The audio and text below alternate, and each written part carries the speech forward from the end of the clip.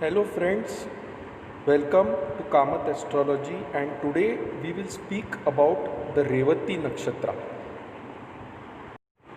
Om Sri Krishnaya Namaha.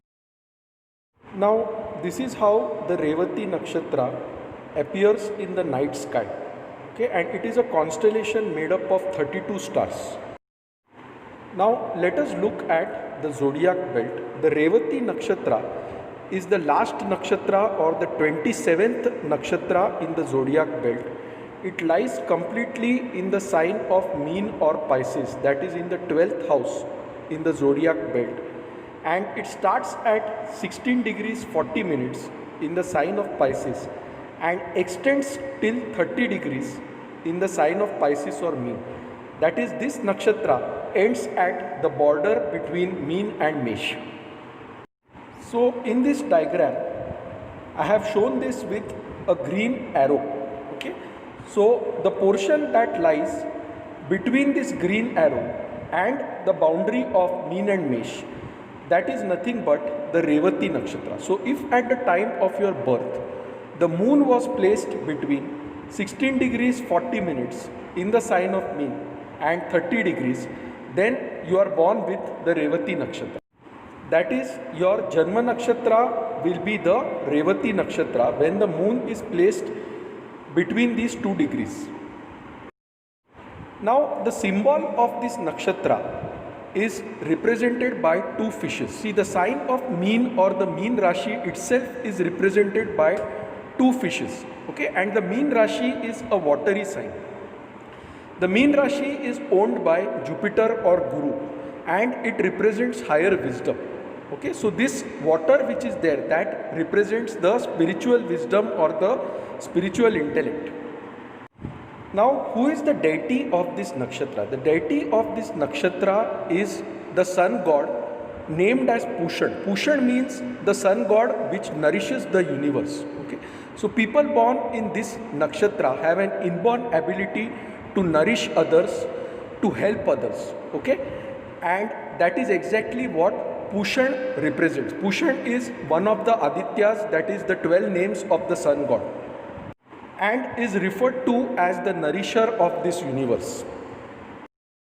Now, the planetary ruler of Revati Nakshatra is Mercury or Budh. Okay, and Mercury or Budh represents our intellect, it represents our logical thinking, it represents our analytical ability and communication skills. So when this is combined with the spiritual wisdom of Jupiter, people born in this nakshatra, they tend to use their intellect to help others, to serve the society in general. Okay, so this is a very good nakshatra. The people born in this nakshatra are very generous, and they use their intellect mainly to help others. Okay, so people born in this nakshatra have a natural tendency to go all out and help others, to use the spiritual wisdom of Jupiter combined with the intellect given by Mercury to serve the society. So you will find such people generally in NGOs, social service. Okay, they can be counselors, they can be healers, so they will always be engaged in offering some kind of service to the society, and that is the beauty of Revati Nakshatra. Now, the Gana of Revati Nakshatra is also Devagana. Okay, so it is a highly divine nakshatra. When the moon is placed in this nakshatra, the mind of such people is highly pure, and their main aim is to help others, to help the society. So they are all out for sacrifice, putting themselves to protect others, to nourish others. A typical example could be a company where an employee has to be fired. Okay, and these people will try to protect that employee. They will stand for that employee because they are really concerned about that employee. They are concerned about his future income, how he will sustain his family, and if you have such a boss, he will go all out to help such an employee. In fact, he will tell the employer, you remove me first but not my subordinate. So they are all out for sacrifice, they are all out to help others. Now, what is the negative side of this nakshatra? See, this nakshatra is represented by 2 fishes. And fishes are never stagnant, they are always moving, they are continuously moving in the waters if you observe fishes. Okay, so the mind of such people is continuously moving, it is not focused on one subject. So they have a lot of thoughts, lot of analytical thinking, lot of logical thinking, okay, and they are always thinking what can I do better, how can I help others. So in a way they are likely to be distracted from their goals because their mind is continuously wavering.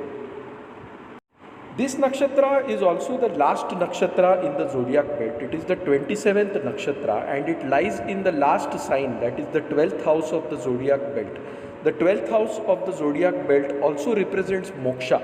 So such people also have a potential to get moksha, especially when Ketu is placed in the 12th house in this nakshatra. Then there is a chance that this person becomes so spiritual that at the end he merges with the Supreme and he gets moksha. So friends, this is my analysis of characteristics of people born with the Revati nakshatra, that is at the time of the birth their moon is placed in the Revati nakshatra. Now if you like this video, please mark it as liked. Feel free to subscribe to my channel Kamath Astrology. You just have to hit the subscribe link. Subscription is free and you will be notified when I add a new video. Now if you want to reach out to us, please email us at astrosevaworld@yahoo.com. You can also visit my website astroseva.tripod.com or download our application Kamath Astrology on Google Play Store and reach out to us. So guys, thanks a lot. Hope you enjoyed this video. Enjoy your weekend. Hope to see you soon with another video shortly. Bye.